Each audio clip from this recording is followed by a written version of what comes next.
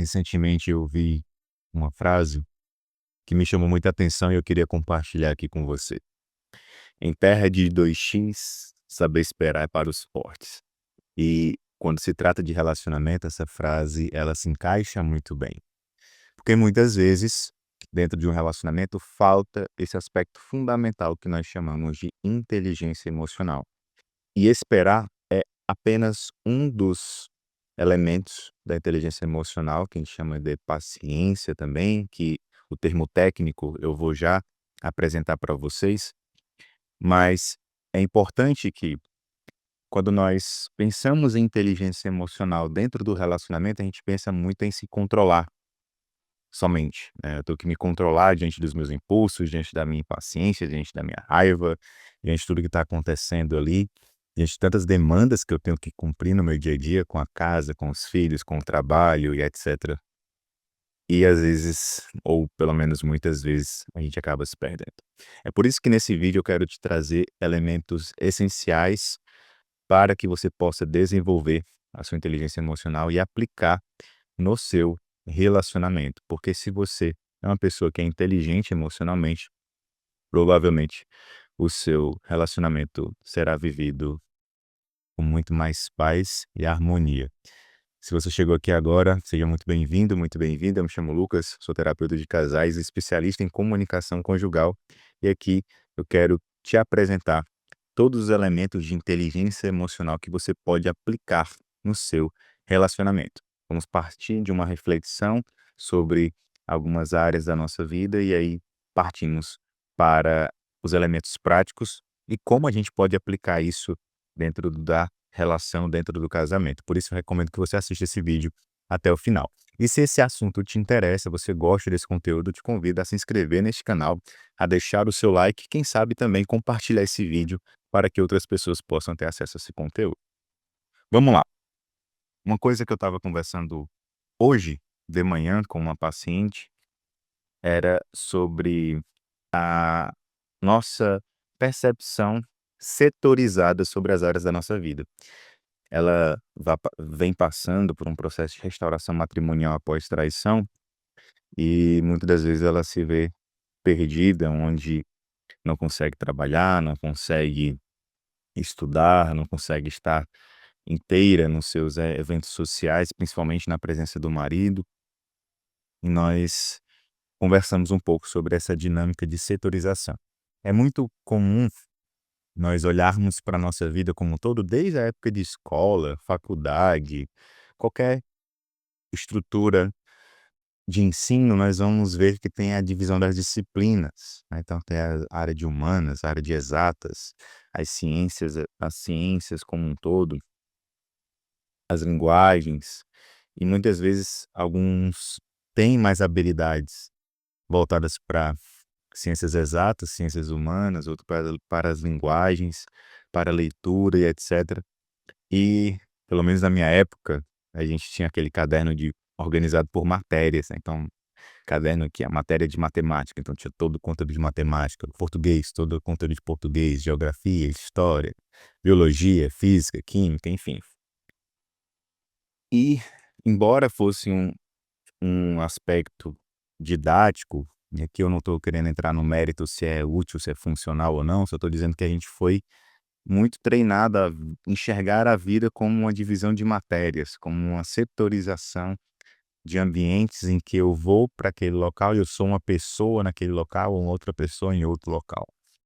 É muito você percebe muito, eu vejo muito isso nos atendimentos, quando a pessoa: "Ah, não, mas meu trabalho ele funciona muito bem, eu sou, né, sou muito bem-sucedido, eu consigo organizar tudo lá no meu trabalho, mas na minha vida emocional e afetiva eu não tenho essa destreza, essa capacidade".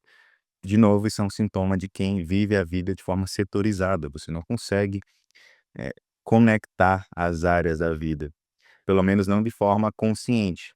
Sabe qual é o momento que a gente começa a conectar as áreas da nossa vida? É quando acontece um problema, como eu falei agora, dentro do matrimônio. Então, o casamento vira uma bagunça, e vira uma bagunça o trabalho, vira uma bagunça a vida financeira, vira uma bagunça a vida espiritual, vira uma bagunça a vida social, vira uma bagunça até mesmo a saúde. Então, Nessa hora a gente sabe conectar as áreas da vida quando surge um problema, mas na verdade a gente está simplesmente reagindo ao problema diante da nossa essência, que é uma vida inteira conectada. O problema é que quando a gente está no dia a dia, vivendo no automático, a gente não faz essa conexão, não faz essa associação. A gente vive colocando a nossa vida em pequenas caixas, pequenos blocos. Não, no trabalho eu vou fazer isso, isso e isso. Na minha vida social eu vou fazer isso, isso, isso. No cuidar da minha saúde eu vou fazer isso, isso, isso. E parece que não há uma conexão racional e dedicada para nossa vida. A gente fica meio perdido.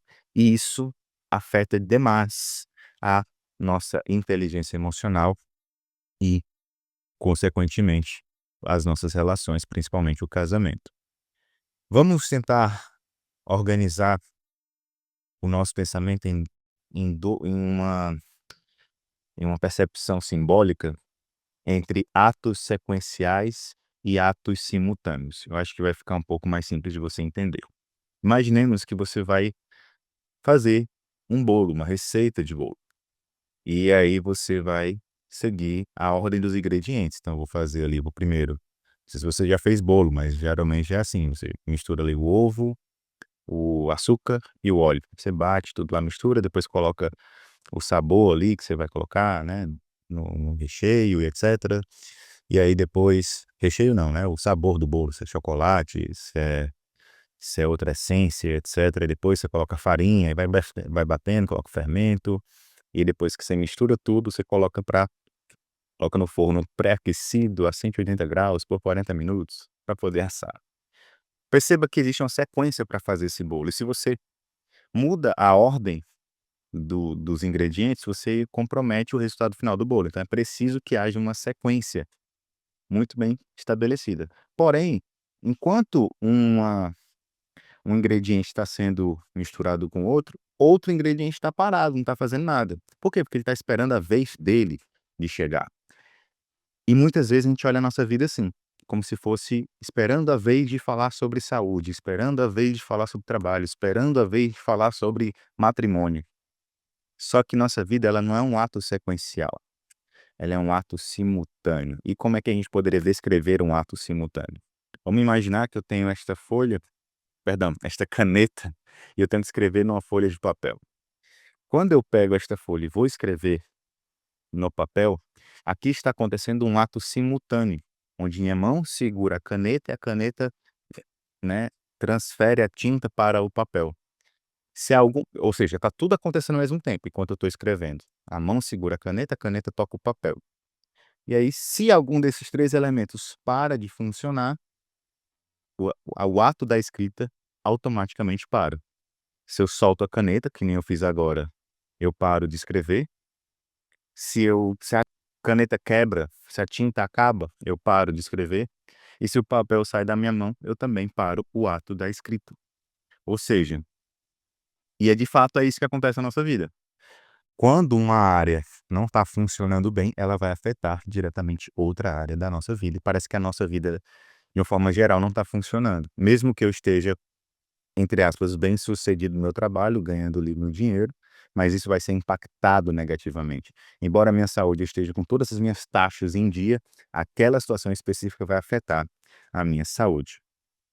Espero que esse exemplo tenha sido compreendido e para que a gente entenda que a nossa vida, ela não é um ato sequencial, mas um ato simultâneo. Ao mesmo tempo que eu estou falando, estou gesticulando, estou respirando, meu coração está pulsando, meu cérebro está trazendo novas ideias, está trabalhando ali, fazendo novas sinapses para que eu possa trazer mais conteúdo para você.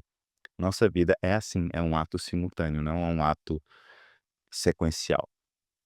Entendendo isso, agora a gente pode sim entrar nos elementos de inteligência emocional, que para muitos pode parecer uma coisa muito distante, abstrata, mas existe uma forma muito prática da gente colocar, esses elementos no nosso cotidiano. Basicamente, existem 5 elementos de inteligência emocional, segundo Daniel Goleman, que é um dos grandes autores da área da inteligência emocional. Ele considera que desses são 5 pontos, que é a autoconsciência, autorregulação, automotivação, empatia e habilidades sociais. Pode ser que a gente consiga fazer um vídeo só sobre esses elementos, não ficaria um vídeo muito longo, quase uma aula de 1 hora para falar sobre cada um deles, mas aqui eu vou trazer alguns exemplos para a gente tentar entender como é que funciona, tá? Primeiramente, eu tenho que ter autoconsciência. Autoconsciência é eu saber o que está acontecendo, fazer aquela avaliação, uma autoavaliação, um diagnóstico de como a minha vida está. Inclusive, é assim que começa um acompanhamento terapêutico comigo, pelo menos. A gente faz primeiro um ciclo avaliativo para depois estruturar o tratamento. Inclusive, se você tem interesse em marcar e ter um acompanhamento personalizado comigo, você tem aqui o link na descrição, você pode ali ter maiores informações, você deixa ali os seus dados e aí eu entro em contato com você para a gente marcar um horário. Mas basicamente funciona assim: tem o ciclo avaliativo, que dependendo do caso vai ter de 1 a 3 sessões, e depois inicia-se o tratamento completo. É importante que a gente tenha uma autoconsciência sobre o problema. O que é que compete a mim, o que é que compete ao outro, o que é que compete ao mundo externo.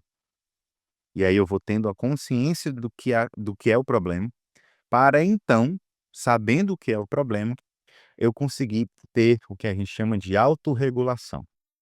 Autorregulação já parece um termo bem autoexplicativo, como diz, né? Eu preciso ter a capacidade de me regular, regular as minhas emoções. Não explodir por nada, ou então não me fechar demais. Muitas vezes a gente não sabe se autorregular porque a gente não tem uma autoconsciência.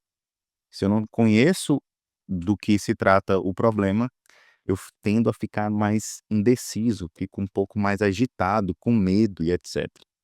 Mas a partir do momento que eu conheço, eu consigo me autorregular. Então, primeiro ponto, autoconsciência. Segundo, autorregulação.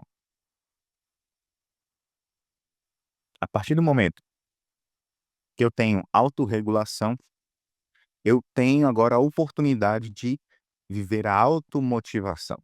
Então, preciso me motivar. Agora, diante do problema que eu estou vivendo, agora eu tenho consciência do que eu preciso fazer e eu tenho o recurso necessário. Agora eu vou buscar o recurso necessário, melhor dizendo, para poder resolver esse problema.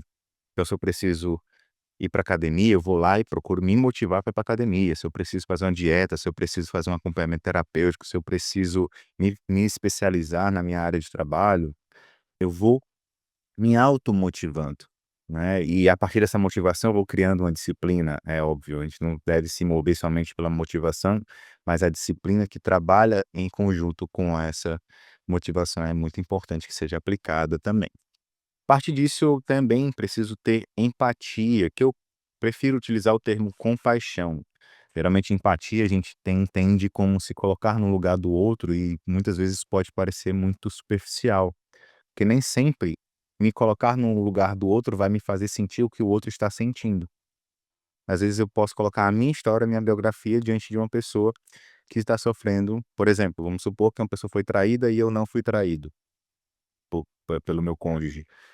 Se eu só quero colocar a minha biografia no lugar da biografia do outro, não vai funcionar, porque eu nunca fui traído e o outro foi. Agora, se eu entendo a dor da pessoa e assumo essa dor junto com ela, aí eu tenho compaixão. A palavra empatia, em si, ela já quer dizer isso, mas na prática a gente, no senso comum, melhor dizendo, a gente coloca ela num patamar muito superficial, mas eu trouxe a palavra compaixão para poder aprofundar um pouco mais esse conceito e você fixar esse conteúdo de uma forma um pouco mais direta ao ponto. Então, se eu tenho compaixão, se eu tenho empatia, eu consigo entender melhor o que o outro está fazendo, o porquê que foi feito tal coisa, né? Se eu entendo a história do outro, se eu sei o que o outro passou, o que pode ter motivado, não querendo justificar o ato errado, querendo bater palma para o erro, mas eu tô ali realmente interessado em entender o problema de forma plena. Por isso eu tenho compaixão. Por isso eu me coloco em movimento para ajudar a outra pessoa também nesse processo. Por fim, eu também preciso desenvolver habilidades sociais. E a grande e principal habilidade social que nós temos que desenvolver é a nossa capacidade de se comunicar. A comunicação, o diálogo e a comunicação são os elementos essenciais para que eu consiga ter uma um convívio saudável, que eu consiga ter inteligência emocional. Se eu não tenho uma capacidade argumentativa de me comunicar, de me expressar, de compreender, de interpretar aquilo que eu estou vendo, lendo ou ouvindo, vai ficar bem mais difícil de me controlar emocionalmente. Perceba que desses 5 elementos que eu citei aqui para você, 3 dizem respeito ao indivíduo, a mim mesmo, e 2 dizem respeito a outra pessoa. Por quê? Porque eu preciso ter mais elementos para mim do que contra o outro. A inteligência emocional diz muito mais sobre você do que pela outra pessoa. Então, desses 5, o que é que compete a você? Autoconsciência, tudo que é auto, né? Autoconsciência, autorregulação e automotivação. O que é que compete num movimento de mim para o outro? A compaixão ou empatia e as habilidades sociais, que é o que faz com que eu me conecte com o mundo de forma um pouco mais harmoniosa. Lucas, tudo bem, gostei desse conteúdo, é muito bom, quero aprofundar depois, vou procurar os livros, enfim, eu vou inclusive deixar aqui o livro do Daniel na descrição desse vídeo, se você tiver interesse em adquirir, e também o link do acompanhamento terapêutico, caso você queira ter o acompanhamento diretamente comigo. Mas como é que vou aplicar isso na prática? Aqui eu tenho um pequeno exercício para você, olha só, de graça aqui, sem cobrar nada. Na verdade, se eu puder pedir alguma coisa para poder passar esse exercício, deixe seu like aqui que já me ajuda bastante e compartilhe esse vídeo com quem você acha que pode se beneficiar. Mas vamos lá. Como é que a gente pode aplicar isso de uma forma bem simples, bem prática, sem ter uma necessidade extrema de aprofundar isso por muito tempo? Claro que se você quiser, você tem total direito e eu até recomendo que você aprofunde, mas como é que a gente pode sair deste vídeo e já aplicar esse conteúdo? 2 exercícios. Primeiro exercício: mapeie as zonas. Mapear as zonas de perigo e de desenvolvimento, de crescimento. Como é que eu vou mapear isso? Você vai fazer uma lista com 2 colunas. Na primeira coluna, o que é a sua zona de perigo? Onde é que você o que é que se acontecer aquilo ali, você vai sair do lixo. Então, por exemplo, se eu durmo mal, eu já fico extremamente irritado, né. Então, se eu durmo mal, quando alguém mente para mim, quando alguém faz tal coisa, quando eu me sinto enganado, você vai colocar a sua zona de perigo. Então, o que é que pode te tirar do sério? Zona de perigo. E depois você vai colocar do outro lado a sua zona de crescimento. Então, o que é que te faz crescer, né? Quando eu consigo ler todo dia, quando eu estou treinando, é quando eu estou indo para a igreja. Você vai colocar todos os elementos que fazem parte da tua zona de crescimento. E a partir dessa tua zona de crescimento, você vai começar a desenvolver mais habilidades que te ajudem a ter mais inteligência emocional. Claro, sempre à luz dos conteúdos dos elementos que eu falei agora anteriormente, tá bom? Você vai, poxa, minha zona de crescimento, como é que eu vou crescer minha autorregulação, minha automotivação, minha autoconsciência, minha empatia, minha compaixão, minhas habilidades sociais?